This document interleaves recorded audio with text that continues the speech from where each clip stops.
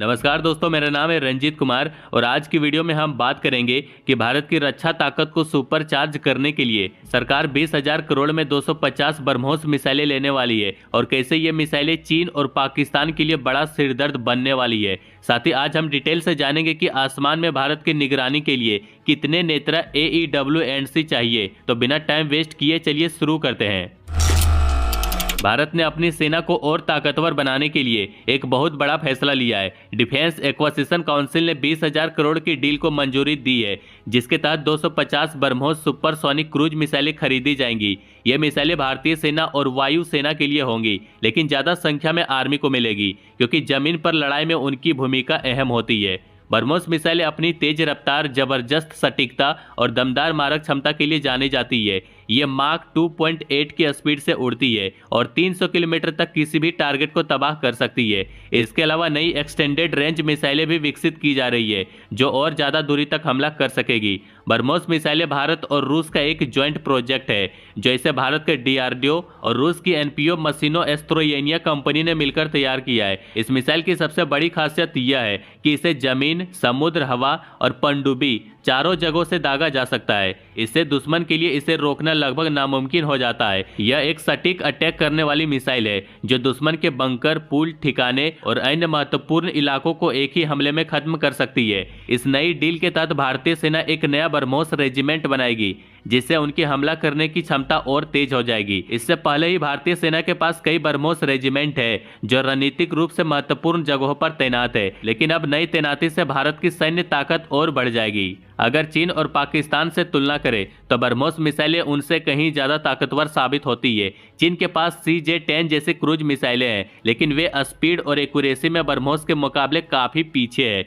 चीन की ज्यादातर मिसाइलें या तो बहुत धीमी होती है या फिर कम स्पीड वाली सुपरसोनिक कैटेगरी में आती है। दूसरी ओर ब्रह्मोस हाई सुपरसोनिक मिसाइल है, जो स्पीड और ताकत के मामले में काफी आगे निकल जाती है। अगर पाकिस्तान की बात करें तो उनके पास बाबर और राआत जैसी मिसाइलें हैं, लेकिन ये दोनों सबसोनिक है, यानी ये धीमी और कम ताकतवर है। इसका सीधा मतलब है कि अगर युद्ध की स्थिति बनी तो भारत दुश्मन के एयर डिफेंस सिस्टम को ध्वस्त करने और उनके ठिकानों को तबाह करने में उनसे कई गुना आगे रहेगा। ब्रह्मोस मिसाइलें भारत की महत्वपूर्ण सीमाओं पर तैनात की जाएगी। उत्तर में लद्दाख और अरुणाचल प्रदेश में ब्रह्मोस रेजिमेंट लगाई जाएंगी, जिससे चीन के सैन्य ठिकानों और इंफ्रास्ट्रक्चर को एक बड़ा खतरा होगा। इससे चीन पर दबाव बनेगा और अपनी विस्तारवादी नीतियों को लेकर दोबारा सोचने पर मजबूर होगा। पश्चिमी सीमा पर राजस्थान और पंजाब सेक्टर में ब्रह्मोस को तैनात किया जाएगा, जिससे पाकिस्तान के सैन्य ठिकानों और आतंकवादी शिविरों को सीधा खतरा होगा। इसके अलावा यह मिसाइल भारतीय नौसेना के युद्धपोतों पर भी लगाई जाएगी, जिससे भारत की समुद्री ताकत कई गुना बढ़ जाएगी।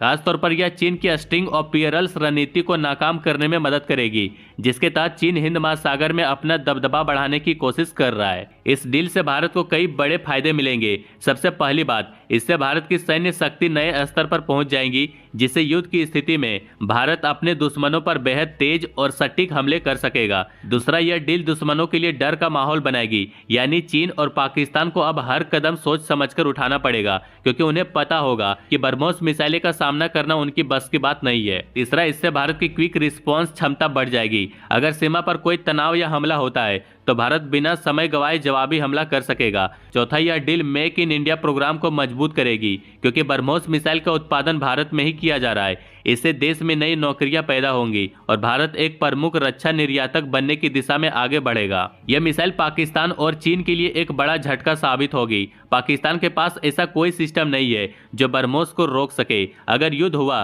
तो भारत आसानी से पाकिस्तान के सैन्य ठिकानों और आतंकवादी अड्डे को खत्म कर सकता है। चीन के लिए भी यह एक बड़ा सिरदर्द बनने वाला है, क्योंकि ब्रह्मोस की तैनाती के बाद भारत डोकलाम, अरुणाचल और लद्दाख में सैन्य बढ़त हासिल कर लेगा। इससे चीन के विस्तारवादी मंसूबों पर सीधा असर पड़ेगा। सिर्फ रणनीतिक स्तर पर ही नहीं, बल्कि मनोवैज्ञानिक रूप से भी यह मिसाइल दुश्मन देशों पर दबाव डालेगी। अब चीन और पाकिस्तान को कोई भी कदम उठाने से पहले कई बार सोचना पड़ेगा। यह सिर्फ एक मिसाइल डील नहीं है, बल्कि एक गेम चेंजर फैसला है, जो भारत को सैन्य ताकत के मामले में सुपर पावर की ओर ले जाएगा। अब भारत सिर्फ अपनी रक्षा के लिए ही नहीं, बल्कि दुश्मन को खत्म करने के लिए भी पूरी तरह तैयार है। अगर ब्रह्मोस एक बार दाग दी गई तो समझो खेल खत्म है।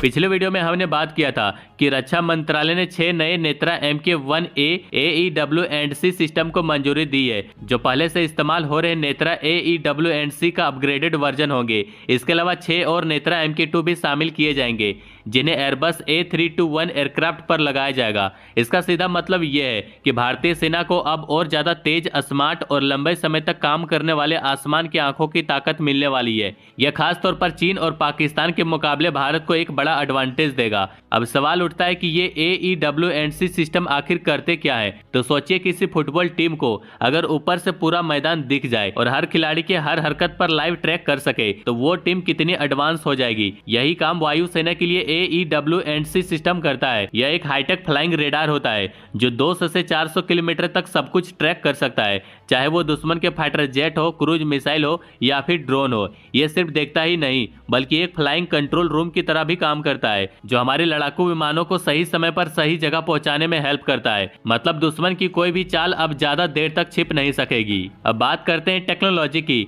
नेत्रा MK1A और MK2 में सबसे बड़ा बदलाव ये होगा कि इसमें स्वदेशी AESA रेडार लगेगा। आसान भाषा में कहें तो ये एक सुपर पावरफुल रेडार होगा जो एक साथ कई टारगेट को ट्रैक कर सकता है और दुश्मन के इलेक्ट्रॉनिक जैमिंग से भी बच सकता है। खास बात यह है कि नेत्रा MK2 को एयरबस A321 विमान पर लगाया जाएगा, जिससे इसे ज्यादा बड़ा रेडार और ज्यादा फ्यूल मिलेगा। यानी यह पहले से ज्यादा दूरी तक देख सकेगा और लंबे समय तक उड़ान भर सकेगा। अब अगर तुलना की जाए तो भारत अभी संख्या के मामले में थोड़ा पीछे है।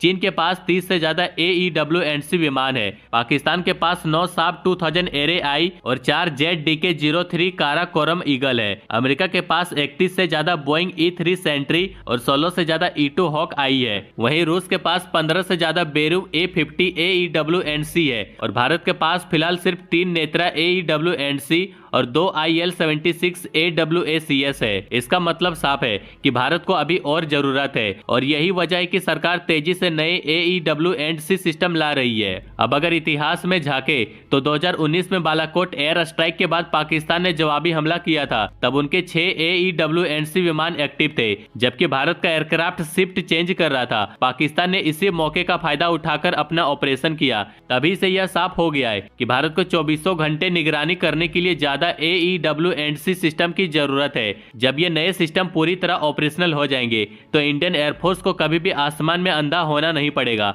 अगर कोई दुश्मन फाइटर जेट, ड्रोन या मिसाइल हमारी तरफ बढ़ेगा तो इंडियन एयरफोर्स उसे तुरंत पकड़कर जवाबी हमला कर सकेगा। इतना ही नहीं, नेत्रा MK2 का एक और बड़ा फायदा ये होगा कि इसे भारतीय नौसेना भी इस्तेमाल कर सकती है। समुद्र में दुश्मन के जहाजों और पनडुब्बियों की हर हलचल पर नजर रखने के लिए यह बेहद कारगर साबित होगा। और सबसे दिलचस्प बात यह है कि अगर इसे सही ढंग से अपग्रेड किया जाए तो यह स्टेल्थ फाइटर जेट और हाइपरसोनिक मिसाइलों को भी ट्रैक कर सकता है, जो आने वाले समय में एक बड़ा गेम चेंजर होगा। अब सवाल यह है कि आगे क्या। भारत को सिर्फ 6 या 12 AEW&C सिस्टम पर नहीं रुकना चाहिए। अगर हमें चीन और पाकिस्तान से आगे निकलना है तो हमें कम से कम 20 से 25 AEW&C ऑपरेशनल रखने होंगे, ताकि हमारी हर वक्त 360 डिग्री निगरानी बने रहे। इसके अलावा भाई इसमें सैटेलाइट लिंक्ड AEW&C और ड्रोन आधारित निगरानी सिस्टम पर भी काम करना होगा, ताकि दुश्मन की हर हरकत पहले से पकड़ में आ जाए। कुल मिलाकर ये नया अपग्रेड सिर्फ एक डिफेंस अपग्रेड नहीं है, बल्कि भारत को एक एयर डिफेंस सुपर पावर बनाने की दिशा में एक बड़ा कदम है। अब बस इंतजार है कि नए नेत्रा MK1A और MK2 सिस्टम जल्दी से जल्दी आसमान में नजर आए